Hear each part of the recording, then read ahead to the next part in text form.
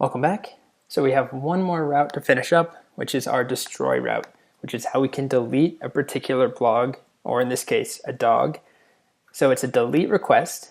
That's the verb. We have to use our underscore method with method override to make that work. And then we also need to have an ID in the path because we're deleting a particular thing. And typically your delete route or your destroy route will delete something and then redirect you somewhere else. Usually the index, because there is no show page to redirect you to if you've just deleted the thing that you would redirect to. So let's go back and let's start by defining our route. So the last one, I know it's been a little bit of a marathon, so we have our delete route. And it should be an app.delete /blog/:ID. Add our callback in.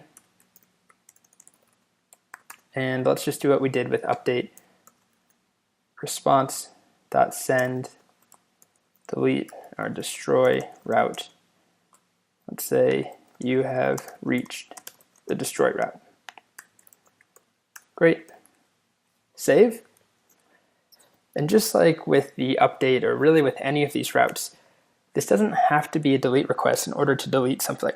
I could make this a get request that's just blog/ID/delete or remove or whatever I want. It's just if we're following RESTful routing conventions, it needs to be a delete request. Okay, so app.delete blog/ID. Inside of here, we're just sending back you have reached the destroy route. Now we need a way to hit that route. So we can go to our show template and let's just do it underneath the post here.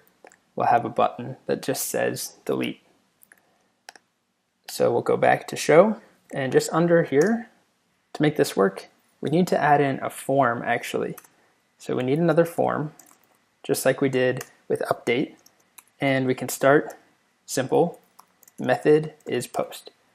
And that's because it has to be. If we're using method override, it needs to be a post request. But then we need to send our action, which is equal to the URL, so /blogs, and we need the ID there, and that needs to be added in with EJS tags, blog._ID. Remember, blog is what we're passing in when we find it in the database using find by ID. So we're passing that through. But this isn't enough, because making a post request to blog/blog.id is not going to be our delete route. We need to add in underscore method equals delete. I still think it's weird after years of doing this. It's kind of annoying, but it's just what you have to do. So underscore method is delete. Then inside the form, all we need is a single button to submit the form. So we'll add in a button tag, and our button will just say delete. Let's just delete, and we'll add in a class here just to make it look a little nicer. Using semantic, we can just do a UI red basic button.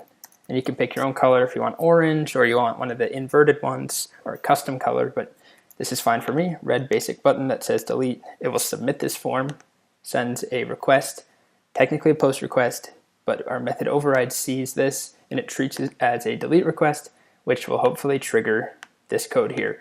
We should see you have reached the destroy route. Okay, let's give it a shot. So we have our button, I click, great, I get the res.send, you have reached the destroy route.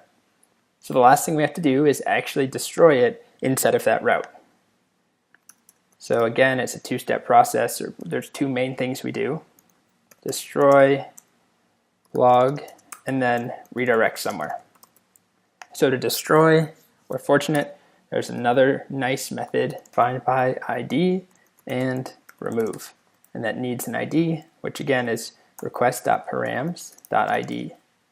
And then our callback, which just takes error because there is no data that we'll want to do anything with coming back. If we delete something, it's gone. So we'll leave it at that and check if there's an error. If there is, we'll handle it relatively poorly. We won't give any messages or anything. We'll just redirect to /blogs again. Else, we'll actually do the same thing. But I will leave this if statement in here just because it's good practice to check for an error. Even if we're doing the same thing, there's identical outcomes.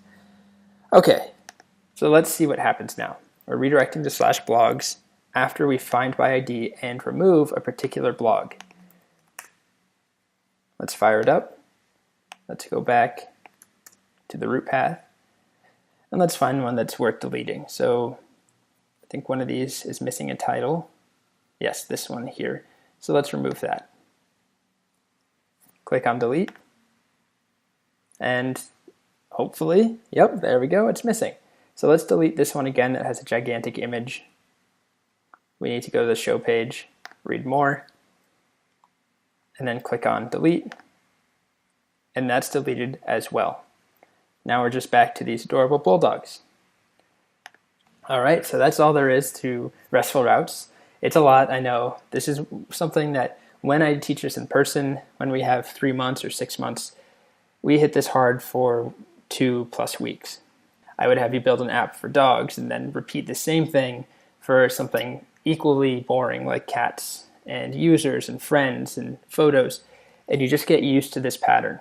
And actually, one of the exercises I really recommend you do that is not going to be all that fun or glamorous really is just to redo what we just did, but with another thing. So not a blog, maybe a dog, that's fine.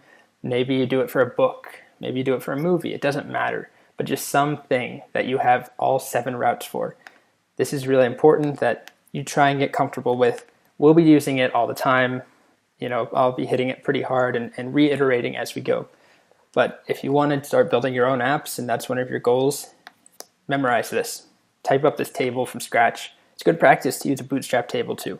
The last small modification we'll make is to add an edit link to the show page. Right now we don't have a nice way of getting to edit. So very simple. I'll just make another button just like we have with our delete. So I'll just copy that, except it needs to be an anchor tag because we're not sending a form, we're not sending a post request, just a GET request. So href should be, I'll just copy this, blogs /ID/edit, and this should just say edit. And we're missing a quote, or we have one too many quotes. There we go. Let's add in our class equal to, and we'll do UI, let's do orange, basic button. Save, refresh, and we have our edit button. You will notice that they're on different lines. The reason for that is that forms by default are not inline elements, like an anchor tag is. So if we inspect and select the form, not the button, but the form, and I give it display inline, notice that it jumps up like that, which is probably what we want. So to do that, there's no easy way, as far as I know, using semantic to do it without writing your own CSS. So what we'll do is just define something in our CSS file. So we open up app.css, and we'll just define an ID called delete form. We'll just call it delete. And the styles for that will just be display inline. Now we just need to go over to our form, which is right here, just give it ID equals delete. And we should be good to go now if I refresh. It stays exactly the same.